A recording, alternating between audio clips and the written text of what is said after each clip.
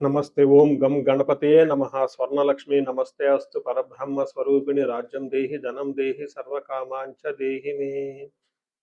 స్వర్ణలక్ష్మి అమ్మవారు ప్రతి ఒక్కళ్ళకి చక్కగా బ్రహ్మ జ్ఞానాన్ని ఇవ్వాలని, తద్వారా ప్రతి ఒక్కళ్ళు చక్కగా నవ్వుతూ హ్యాపీగా ప్రతి దాన్ని ఎంజాయ్ చేసే విధంగా ఉండాలని చెప్పేసి మనం అమ్మవారిని కోరుకుందాం. అంతేకాకుండా ప్రతి ఒక్కళ్ళకి చక్కగా రాజ్యం దేహి నాయకత్వ లక్షణాలని, ఒక అధికారాన్ని, పవర్‌ని, అథారిటీని అమ్మవారు ఇవ్వాలని, అలానే ధనం దేహి ప్రతి ఒక్కళ్ళకి విపరీతమైన ధనం ఇవ్వాలని, ఎక్కడుంటే అక్కడ ధనం ఉండాలని, ఆఫీసుల్లోనూ, బ్యాంకుల్లోనూ, ఇళ్లల్లోనూ ధనం శుభ్రంగా నింపుకొని ఉండాలని చెప్పేసి, అంతేకాకుండా సర్వకామార్థ సిద్ధి అనుకున్న పనులన్నీ అనుకున్న విధంగా అమ్మవారు ఇమ్మీడియట్‌గా నెరవేర్చే విధంగా మన అందరిని ఆశీర్వదించాలని, అందరూ చక్కగా ఉండాలని చెప్పేసి అమ్మవారికి నమస్కారం చేసుకుంటూ, దానికి ముందుగా గణపతిని మనకి ధనాకర్షణ శక్తిని ప్రతి ఒక్కళ్ళకి ఇవ్వాలని చెప్పేసి మనం కోరుకుందాం. ఈరోజు టాపిక్ మనం చూసుకుంటే గురువు మారుతూ ఉన్నారు. ఎప్పుడు మారుతూ ఉన్నారు? జూన్ 2వ తారీఖున గురువు మారుతూ ఉన్నారు. అయితే ఏంటి? నాకు లాభం ఏంటి? గురువు మారితే ఏంటి? దానివల్ల నేను నాకు అసలు ఏంటి అని మనం ప్రతి ఒక్కళ్ళు ఆలోచించుకుంటూ ఉంటాం. గురువు వచ్చేటప్పటికి 5 రకాల, 6 రకాల ముఖ్యమైన పనులు చేస్తూ ఉంటారు. గురువు చాలా రకాల పనులు చేస్తుంటారు. ముఖ్యమైనవి మన ఇండివిడ్యువల్ లైఫ్‌లో మనకి ప్రభావం చూపించేది ఫస్ట్ వచ్చేటప్పటికి ధనం. ధన సంపాదనలో ఐశ్వర్యం కావాలంటే గురువు యొక్క అనుగ్రహం మనకుండాలి. రెండోది సంతానం. పిల్లలు చక్కగా ఉండాలి, వాళ్ళు చదువుకోవాలంటే గురువు యొక్క అనుగ్రహం మనకుండాలి. తర్వాత మనకి జ్ఞానం. అద్భుతమైన జ్ఞానం మనకు ఉండాలి. ఓకే. మనం చేసేది మంచినా, చెడునా దాని గురించి లోతైన అవగాహన ఉండాలి. మనం చదువుకున్న జ్ఞానం మనకు ఉపయోగపడాలంటే గురువు యొక్క కృప మనకుండాలి. అంతేకాకుండా ధర్మచింతన. మనం ఫాలో అయ్యేది కరెక్ట్ మార్గంలో ఉన్నామా?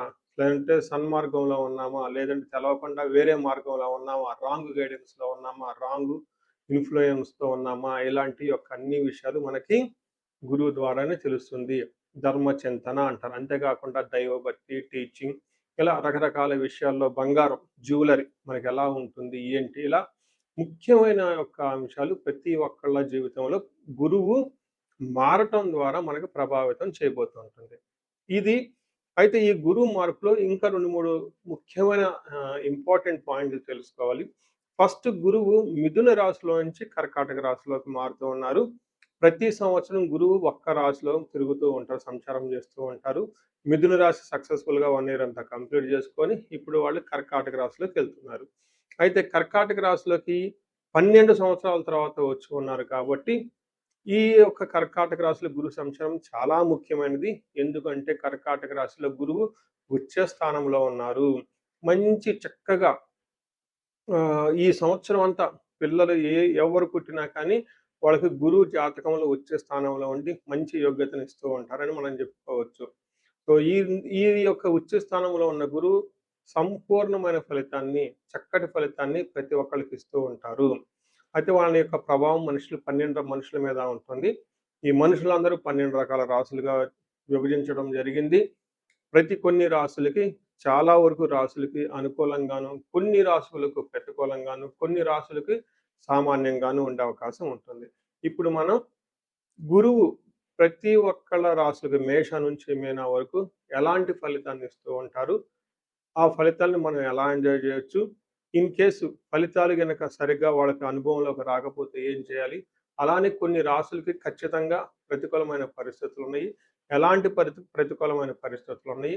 వాటిని తప్పించుకోవడానికి మనం ఎలాంటి పరిహారాలు చేసుకోవాలి అనేది కూడాను 12 రాసుల వైస్‌గా ఆ రాశికి ఎలాంటి ప్రభావం ఉంటుంది? దానికి మనం ఎలాంటి పరిహారాలు చేస్తే చక్కగా ఉంటామో కూడా మనం ఈ వీడియోలో మనం చక్కగా తెలుసుకుందాం. మనం కర్కాటక రాశి గనుక చూసుకుంటే చాలా వెరీ ఇంట్రెస్టింగ్ ఈ రాశి వాళ్ళకి. చాలా మిక్స్‌డ్‌గా గ్రంథాల్లో వివరించడం జరిగింది. ఒకటి జన్మరాశిలో గురువు సంచారం చేస్తూ ఉంటే మంచిది కాదు అని చాలా రకాలైన గ్రంథాల్లో వివరించడం జరిగింది.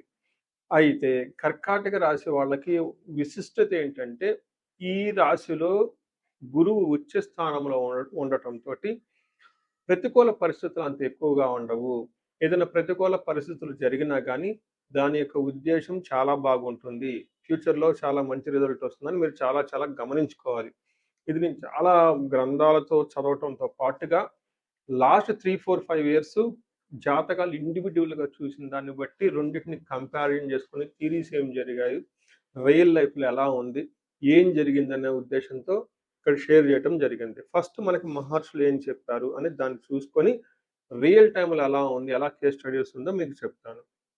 జన్మ జాతకంలో, జన్మ నక్షత్రంలో జన్మ రాశిలో గురువు సంచారం చేస్తూ ఉంటే ఏమవుతుంది? రాజకోప, యశోహాని, ఉరిద్యోగం, నిరుద్యోగం, విరోధకం, బుద్ధి భ్రంశో సౌభాగ్యం.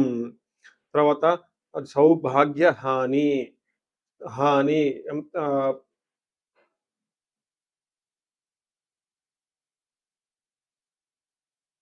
గురు గురువు జన్మరాశి గతే అని చెప్తారు. అంటే జన్మరాశిలో గనక గురువు ఉంటే ఏమవుతుంది? రాజకోప అంటే మీ పై ఉన్న అధికారులతో గొడవలొచ్చే అవకాశం ఉంటుంది. గవర్నమెంట్ అఫీషియల్స్‌తో గొడవలొచ్చే అవకాశం ఉంటుంది.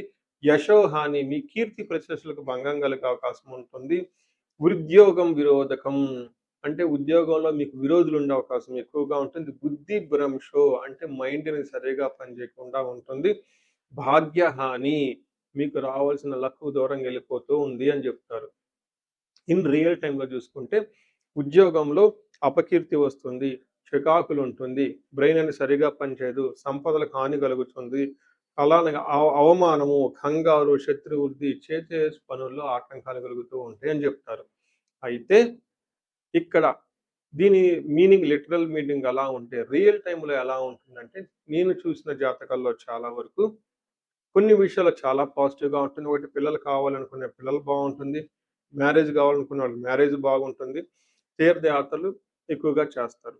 అయితే ఒక్క విషయాన్ని బాగా గమనించుకోవాలి.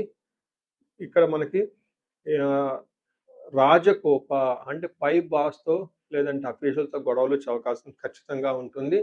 రెండోది మనకి ఏం చెప్తారంటే ఈ టైంలో మన పురాణాలలో శ్రీరామచంద్రమూర్తి ఆయన జన్మ జాతకములో గురువు ప్రవేశించినప్పుడు అడవులకి ఎళ్లారు అని చెప్పేసి మనకు వివరించడం జరిగింది.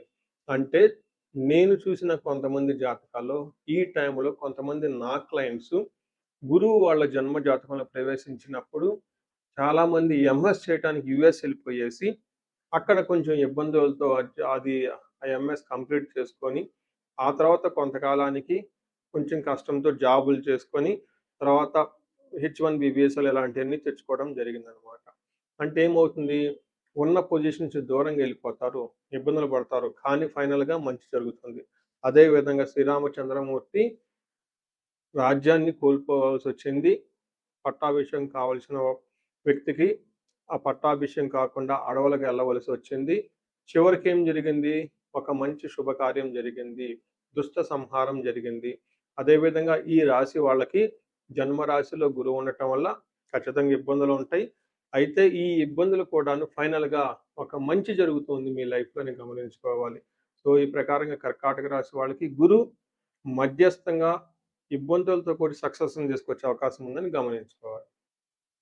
సో, చూసారు గదా! గురువు ఈ రాశి వాళ్ళకి ఎలాంటి అనుకూల, ప్రతికూలాలు తీసుకొనొస్తున్నారు, ఫలితాలు తీసుకొనొస్తున్నారు, అనుభవంలోకి రాబోతున్నాయో ఈ జూన్ నుంచి 2027 జూన్ వరకు 2026 జూన్ నుంచి 2027 జూన్ వరకు ఎలాంటి ఫలితాలున్నారో మనం తెలుసుకుందాం. అయితే గురువు యొక్క అనుకూల ప్రభావం మన మీద ఉండటానికి మనం కొన్ని రకాల పరిహారాలను ఖచ్చితంగా చేసుకోవాల్సి ఉంటుంది. ఒకటి గురువుకి సంపూర్ణ శాంతి పూజలు చేసుకోవాలి. సంపూర్ణ శాంతి పూజలు అంటే ఏంటి? చాలా మందికి అవగాహన ఉండదు. గురు గ్రహానికి మన శాస్త్రాల్లో, గ్రంథాల్లో ఏదైనా గనక ఒక గ్రహం మనకి సరిగా అనుకూలించకపోతే ఆ గుర ఆహ్, ఆ యొక్క గ్రహం యొక్క ఆహ్, మనం ప్రతికూల పరిస్థితుల నుంచి అనుకూలంగా మార్చుకునే ప్రక్రియ ఉంటుంది. దీనికి పరిహారాలంటారు. మనకి శాస్త్రాల్లో ఏ విధంగా చెప్పారంటే గురువుకి జప సంఖ్య 16,000 సార్లు చేయాల్సుంటుంది. అధిదేవత, ప్రత్యధి దేవత ఇంకొక 3,000, 2,000 సార్లు చేయాల్సుంటుంది. సుమారుగా గురుగ్రహానికి ఇటు అటుగా ఒక 20,000 సార్లు జపం చేయాల్సుంటుంది. అలానే గురుగ్రహానికి తర్పణం చేయాల్సుంటుంది. గురుగ్రహానికి దానం చేయవలసుంటుంది. గురుగ్రహానికి హోమం చేయవలసుంటుంది. ఇలా ఈ 4 రకాల ప్రక్రియలను ఎవరైతే చేస్తారో గురుగ్రహ సంపూర్ణ శాంతి పూజలు అంటారు. అయితే ఇండివిడ్యువల్‌గా వాళ్ళు చేసుకోవటం కష్టం కాబట్టి సద్బ్రాహ్మణుల్ని, దేవాలయాలున్న పండితుల్ని లేకుంటే గురువు యొక్క మంత్రాన్ని తీసుకొని వాళ్ళు కొన్ని లక్షల సార్లు, వేల సార్లు ఉపాసన చేసి చక్కగా సాధన చేసిన వాళ్ళ దగ్గరికెళితే ఆ మంత్రం వాళ్ళ ద్వారా సిద్ధించి గురువు యొక్క అనుగ్రహం మీకు అనుకూలంగా ఉంటుంది. ఇది కాకుండా గురువుకి సంబంధించిన దేవాలయాలు ఉంటే మేధా దక్షిణామూర్తి కానివ్వండి, లేదంటే హయగ్రీవ సంబంధించిన దేవాలయాలు చక్కగా విజిట్ చేయటం చాలా మంచిది.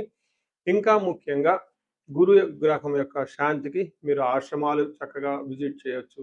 భగవద్గీత, పురాణాలు, వేదాలు, వేదాంతాలు ఇలా యాన్షియంట్ స్క్రిప్చర్స్ పురాతనమైన గ్రంథాలను తెలుసుకొని అర్థం చేసుకుంటే చాలా బాగుంటుంది. గురుగ్రహ శాంతి గురించి ఇంకొకటి ముఖ్యమైనదంటే మీకు చదువు చెప్పిన గురువుల్ని వాళ్ళ దగ్గర ఆశీర్వాదం తీసుకోవడం చాలా ఇంపార్టెంట్. సాధువుల్ని, తర్వాత మీ ఇంటికి ఎప్పటి నుంచో అనాదిగా ఉన్న పురోహితులు, బ్రాహ్మణులు వాళ్ళు మీకు మంచి చెడు చెబుతుంటారు. అలాంటి వాళ్ళని మీరు సత్కరించటం, గౌరవించటం, వాళ్ళకి దక్షిణలు ఇవ్వటం ఇవన్నీ చేస్తే గురువు యొక్క గురు గ్రహం యొక్క అనుకూలం మీకు అనుకూలంగా ఉంటుంది. అంతేకాకుండా గురువు యొక్క అనుకూలమైన పరిస్థితులకి మీరు గురువులకు సంబంధించిన దత్త చరిత్ర చదువుకోవటం ఇంకా చాలా బాగుంటుంది.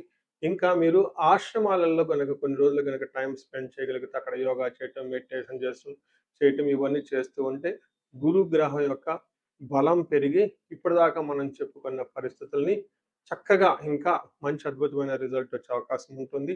ఇన్ కేసు ప్రతికూలమైన పరిస్థితులు ఉన్నా కానీ ఆ ప్రతికూలమైన పరిస్థితులను అధిగమించి చక్కగా లైఫ్ అంతా ముందుకెళ్ళటానికి అంత అవకాశం ఉంటుంది. ఈ సంవత్సరం ఈ గురువు యొక్క కర్కాటక రాశిలో ఉన్నంత వరకు 12 రాశుల వారికి చక్కగా అష్టైశ్వర్యాలు కలగాలని, భోగభాగ్యాలు కలగాలని చెప్పేసి చక్కగా ఉండాలని చెప్పేసి నేను కోరుకుంటున్నాను. నమస్తే.